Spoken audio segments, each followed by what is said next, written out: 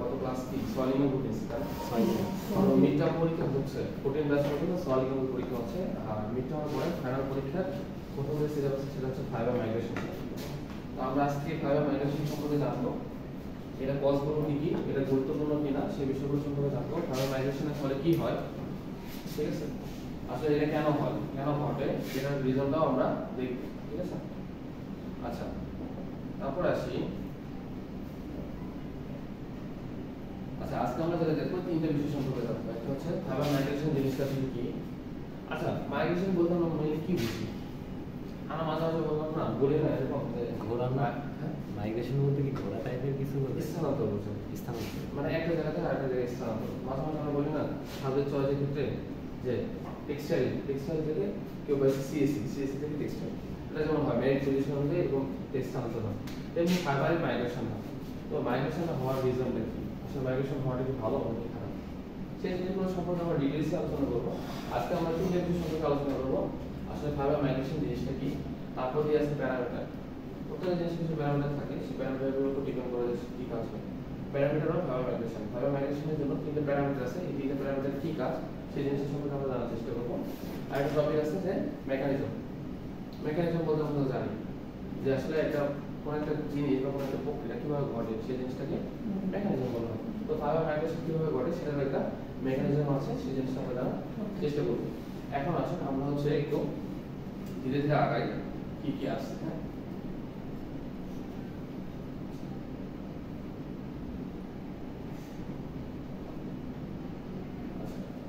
প্রথম হচ্ছে fibre migration জিনিসটা আসলে কি। মাইগ্রেশন বলতে একটা জায়গা থেকে আরেকটা জায়গায় স্থানান্তর, কোন জায়গা থেকে কোন জায়গায় স্থানান্তর হবে সেই জিনিসটা একটু জানা দরকার। আমরা সলিড পড়ছিলাম, কিছু জিনিস মনে আছে? সলিড হচ্ছে চারটা টায়ার ছিল, মনে আছে কি?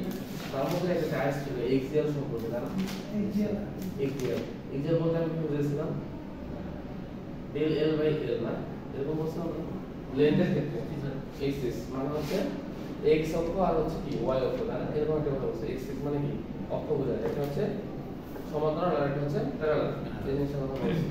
এখন যেটা বলা আছে দেখেন, the variation of the distance of fibre filament. আরেকটা জিনিস সম্পর্কে জানা দরকার যে ফাইবার সম্পর্কে ধারণা আছে কিনা, ফাইবার কি আসলে, ফাইবার কি তন্তু বা আঁশ। ফাইবারে যদি বলা হয় এরা পরীক্ষা আসে, ঠিক আছে। ফাইবার ইজ এ স্মল ইন্টেঙ্গলমেন্ট, অর্থাৎ ফাইবার হচ্ছে তন্তু বা আঁশ, খুবই ক্ষুদ্র তন্তু বা আঁশ বোঝায়, ঠিক আছে। ফাইবার ইজ স্মল ইন্টেঙ্গলমেন্ট মানে খুবই কি আঁশ বা তন্তু বোঝায়, হ্যাঁ। এটা মাঝে মাঝে পরীক্ষা আসে, what is fibre, what is yarn, what is weight system. তো এরকম একটা প্রশ্ন থাকতে পারে, ডিফাইন ফাইবার কি। এক কথা বলতে পারি ফাইবার ইজ স্মল ইন্টেঙ্গলমেন্ট মানে ছোট আঁশ বা তন্তু।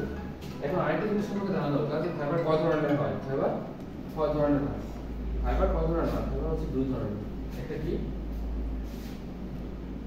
ন্যাচারাল একটা হচ্ছে ন্যাচারাল ফাইবার,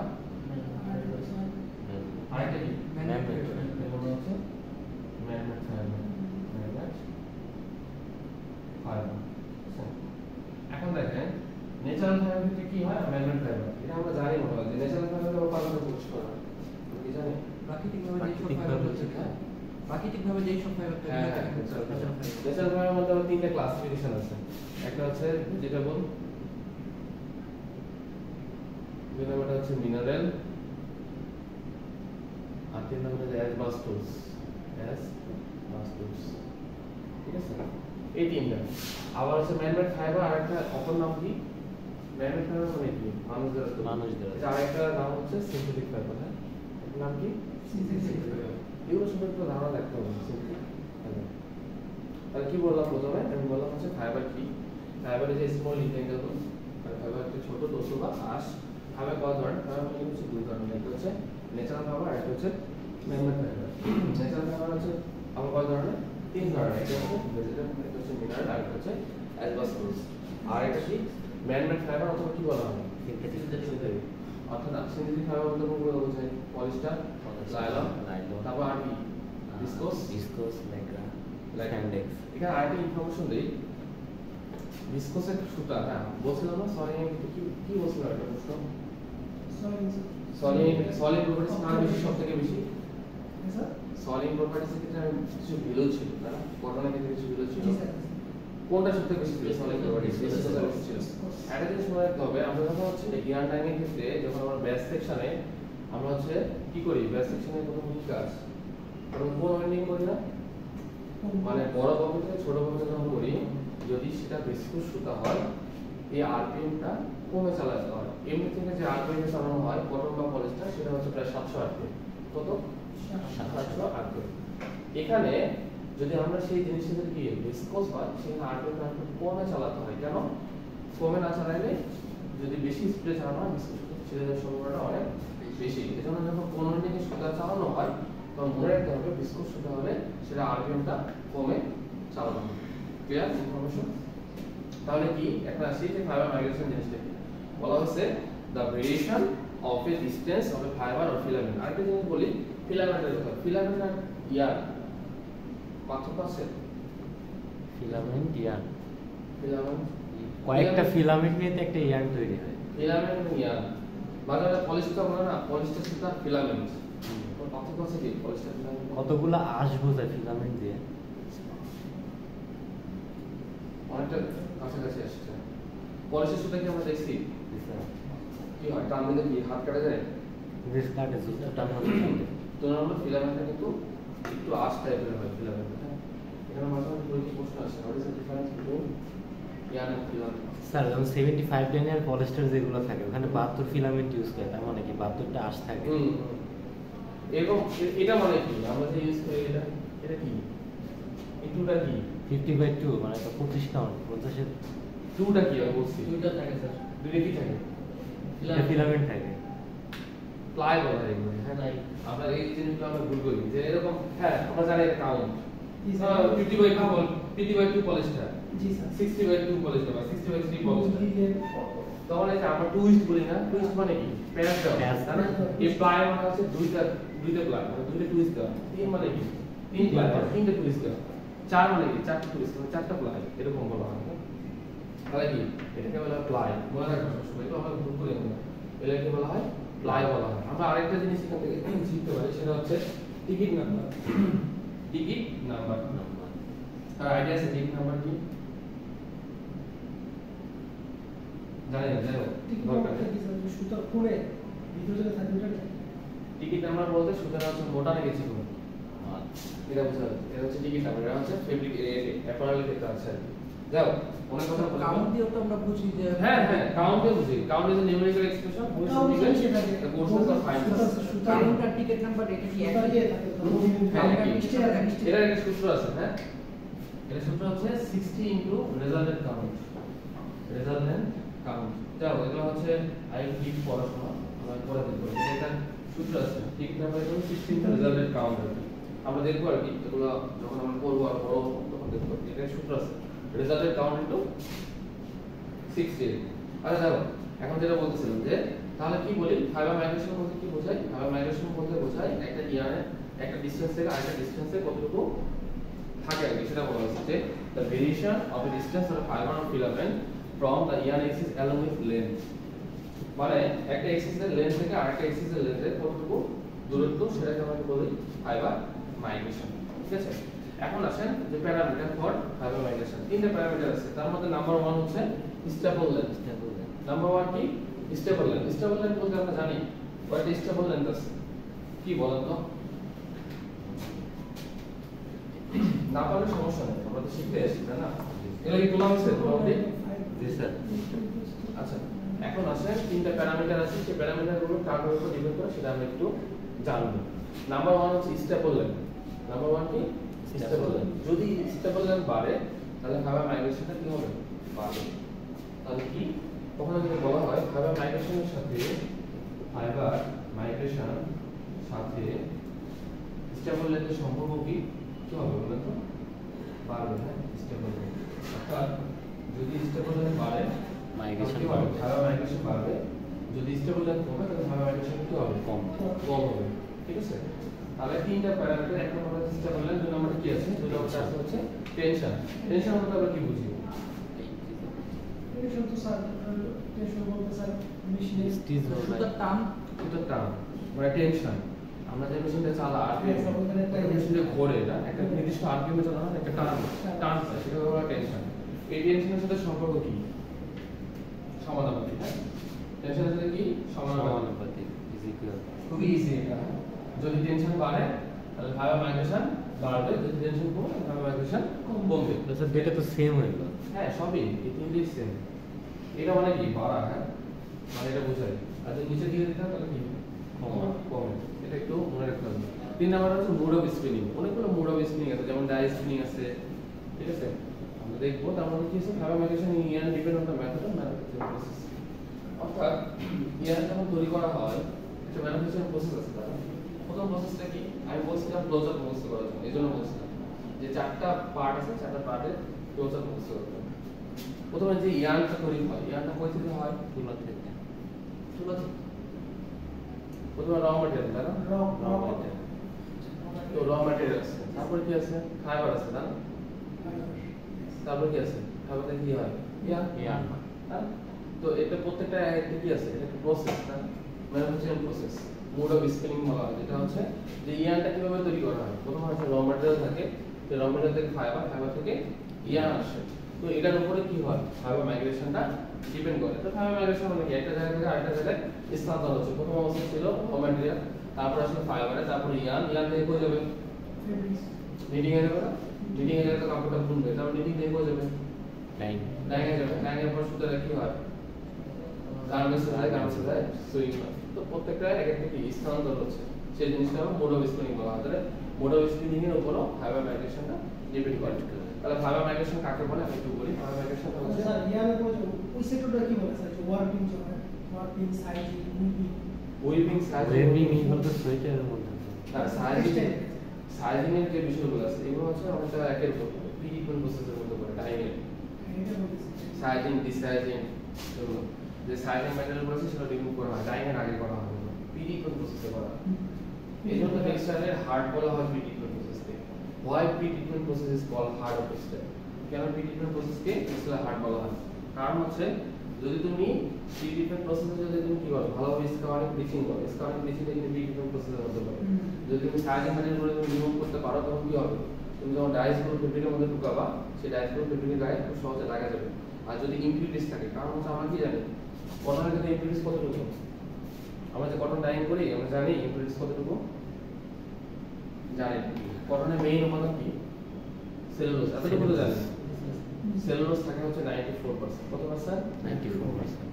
আর ইমপিউরিটিস থাকে হচ্ছে 6%, কতটুকু? 6%। এখানে আরেকটা কোশ্চেন আছে, তোমরা জানো কিনা আমি জানি না, যে যতগুলো ফাইবার আছে সবগুলো ফাইবার বা যতগুলো ফেব্রিক আছে তার মধ্যে কটনটা এখানে বেশি ব্যবহার করা হয়। এর একটা রিজন আছে। Easy to. কেন? অনেকগুলো ফাইবার আছে, তার মধ্যে আমরা বেশি কটনই ব্যবহার করি। কেন? সহজলভ্য না, কটন সহজলভ্য। একটা চিপ আর রং ধারণ ক্ষমতা বেশি, হ্যাঁ রং ধারণ ক্ষমতা বেশি, আর আরামদায়ক। আরামদায়ক দেখতে পাবো। স্যার আরেকটা হচ্ছে স্যার এখানে সেলুলোজের পরিমাণ বেশি, অন্যান্য ফাইবারে সেলুলোজের পরিমাণ কম, আর বাড়তি যে অপদ্রব্যগুলো আছে ওটার পরিমাণ বেশি থাকে। আমাদের যে সেলুলোজ 94% বাদ বাকি যে 6% আছে, এই 6% আমরা রিমুভ করতে পারি না। যখন অন্য ফেব্রিকে যাব আমরা তখন এক্স্যাক্টলি আমি এই অ্যানসারটাই মানে চাচ্ছিলাম, খুবই ভালো লাগছে, থ্যাংক ইউ। এটাই আসলে যতগুলো ফাইবার আছে সবগুলো ফাইবারের মধ্যে কটনই একমাত্র ফাইবার যেটা কিন্তু ইমপিউরিটিসের পরিমাণ অনেক কম, 6%। যদি আমি জুটে যাই, জুটে কত জানা আছে? জুটে হচ্ছে সেলুলোজ থাকে 65 আর হচ্ছে ইমপিউরিটিস থাকে 35। যেখানে আমরা 6% ইমপিউরিটিস দূর করতে হিমশিম খাই, সেখানে 35% করতে গেলে আমাদের অবস্থা কিন্তু আরো বাজে হয়ে যাবে, ঠিক আছে? এই জন্য যতগুলো ফাইবার আছে সবগুলো ফাইবারের মধ্যে কটনই একমাত্র ফাইবার যার ইমপিউরিটিসের পরিমাণ অনেক কম। এই জন্য বাংলাদেশি ইন্ডাস্ট্রিগুলোতে কটনটা বেশি ব্যবহার করা হয়। সহজলভ্য, পরে আমরা কমফর্ট ফিল করি, এগুলো তো আছে, কিন্তু মেইন রিজনটা হচ্ছে এটা, এই ইমপিউরিটিসের পরিমাণ, ঠিক আছে? এই জন্য এই ইমপিউরিটিস দূর করার জন্য আবার প্রি ট্রিটমেন্ট প্রসেস করা হয়। এখানে আবার কি করা হয়? সাইজিং করা হয়, তারপর হচ্ছে ডিসাইজিং করা হয়, ঠিক আছে? স্কাউরিং করা হয়, তারপর কি করা হয়? ব্লিচ করা হয়। এখন এই প্রি ট্রিটমেন্ট প্রসেস যদি ভালো হয়, হ্যাঁ, যদি ভালো হয় রেজাল্টটা হচ্ছে যে যত পরিমাণ ইমপিউরিটি আছে এই ইমপিউরিটিটা আগে দূর হয়ে যাবে। যত পরিমাণ দূর হবে তত আমার ডাইসগুলো ফেব্রিকের গায়ে স্যার লাগবে। ডাইং করার পরে যে post pre treatment post treatment যেটা হয় ওটার পরে ডাইং করার পরে কি অপরাধগুলো দূর করা থাকে? হ্যাঁ, এই জন্য কি করা হয় এখানে পলিস্টারের যে কোনো নাম শুনে থাকবে না, রিডাকশন ক্লিনিং নাম শুনছে কিনা জানি না, আরসি আরসি মানে হচ্ছে লেখা রাখো রিডাকশন ক্লিনিং, রিডাকশন ক্লিনিং যে ঘোষণা করা হলো যে আমরা ডাইং করার পর কিছু অপদ্রব থাকে কিনা, রাইট। আরসি হচ্ছে রিডাকশন ক্লিনিং, এটা হচ্ছে পলিস্টারের ক্ষেত্রে করা হয়, পলিস্টারের ক্ষেত্রে করা হয়, পলিস্টারের ক্ষেত্রে করা হয়। এই করার রিজনটা হচ্ছে রিডাকশন ক্লিনিং মানে হচ্ছে ডাইং করার পরে এক্সেস কিছু কি থাকে, অপদ্রব্য থাকে বা হচ্ছে ডাইস কেমিক্যাল লেগে থাকে ফেব্রিকের, এগুলো দূর করার জন্য আরসি করা হয় রিডাকশন ক্লিনিং। মানে এটা দ্বারা বোঝা গেল আমরা ডাইং করার পরও কিছু অপদ্রব্য থেকেই যায়, যদি না থাকতো তাহলে ডাইং আমরা আনইভেন শেড পেতাম, সবগুলাই ইভেন শেড পেতাম। আনইভেন শেডই তো বেশি আসে, কেন আসে? কারণ আমরা যখন প্রি-ট্রিটমেন্ট প্রসেস করি তখন কি ভালোভাবে প্রি-ট্রিটমেন্ট প্রসেসটা করা হয় না, এই প্লেসগুলো দূর হয় না। যত বেশি পরিমাণে দূর হবে তত পরিমাণে কি হবে, কাপড়ের ডাইং ভালো হবে। এই জন্য এক্সেস ডাইস থেকেই যায়, এই জন্য পলিস্টার ফেব্রিক এটা বেশি থাকে, এই জন্য আরসি করা হয়। আরসি মানে রিডাকশন ক্লিনিং, যে এক্সেস কিছু ডাইস বা কেমিক্যাল যখন ফেব্রিকের গায়ে লাগে এগুলো দূর করার জন্য আরসি করা হয়। স্যার আরসিটা শুধু পলিস্টারই করা হয় নাকি অন্য পলিস্টার শুধু করা হয়, কটনের জন্য লাগে না, আরসি করা হয়। আর কটনের ক্ষেত্রে কি করা হয় তোমরা নাম যদি শুনে থাক বাড়িতে শুনছো কেন জানি না, স্টিপিং নাম শোনা আছে?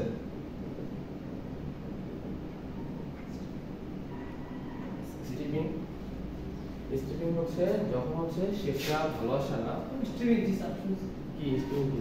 স্ট্রিম বলতে স্যার দেখা যায় কোনো ভিডিও ফিনিশ করা সাপোজ টাইম করা হলো ভিডিও রেকর্ড করার পরে যদি শেপ অথবা টাইম শেপ না মিলে আসলে পরে ওটা আবার রিপোজ করা হয়, রিপোজ করার পরে দেখা যায় কোনো ভিডিও একদম ওয়েট করা পর আবার টাইম করা হয়, ঠিক আছে?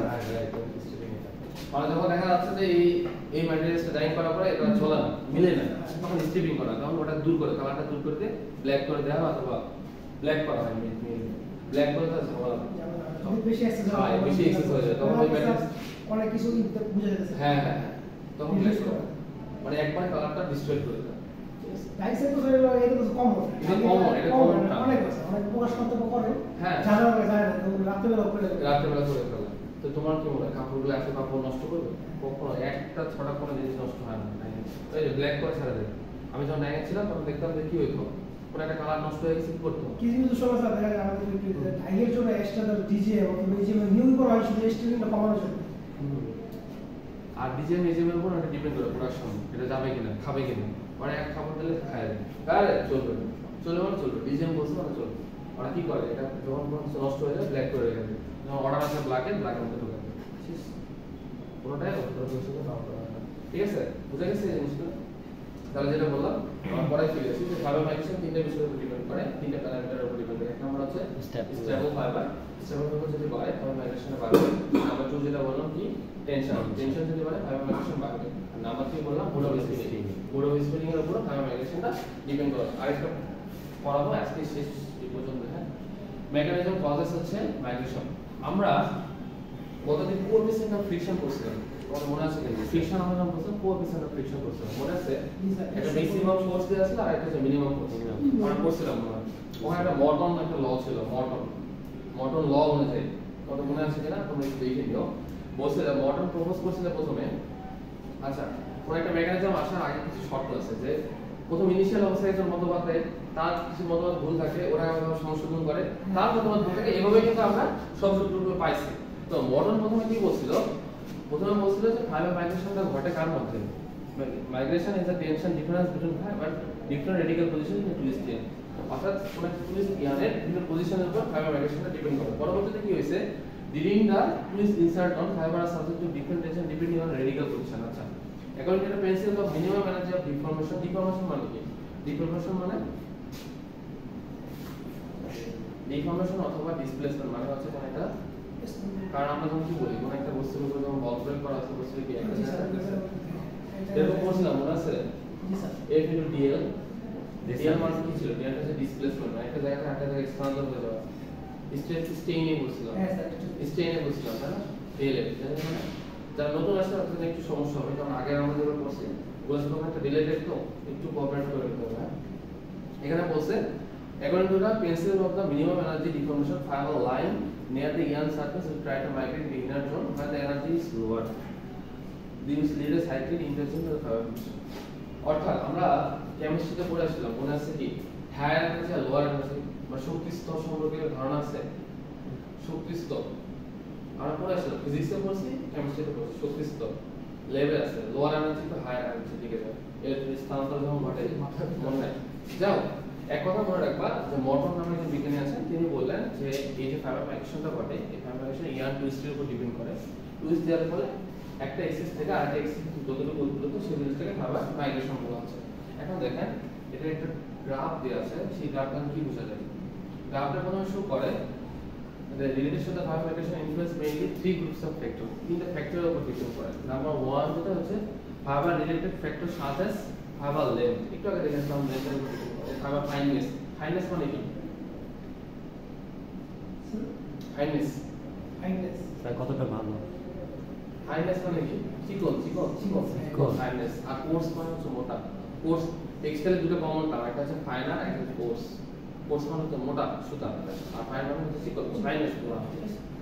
তারপর কি বলা হয়? ফাইবার ইনিশিয়াল মডুলাস, মডুলাস মানে আমরা ধরা পড়ছি, তারপর এটা কি?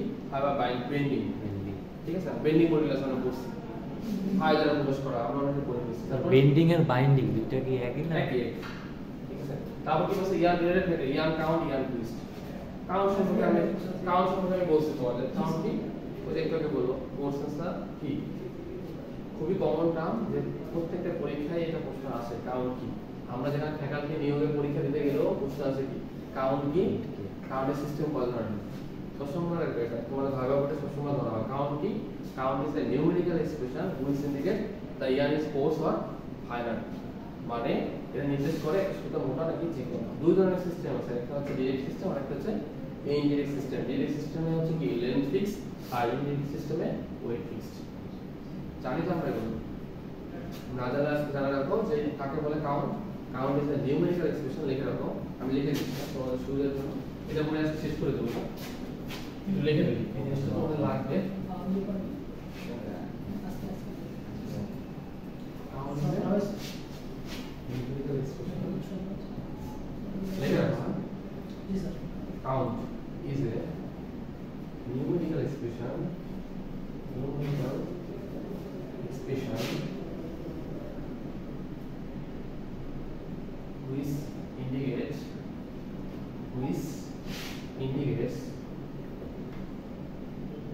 the year is fiber course.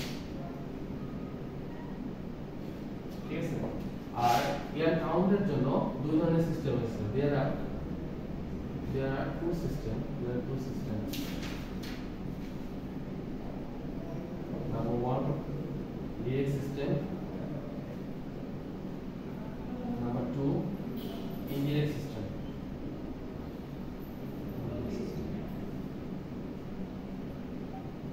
direct সিস্টেমের উদাহরণ হচ্ছে টেক্সট, লিনিয়ার। আর ইনডিরেক্ট সিস্টেমের উদাহরণ হচ্ছে ইংলিশ কাউন্ট।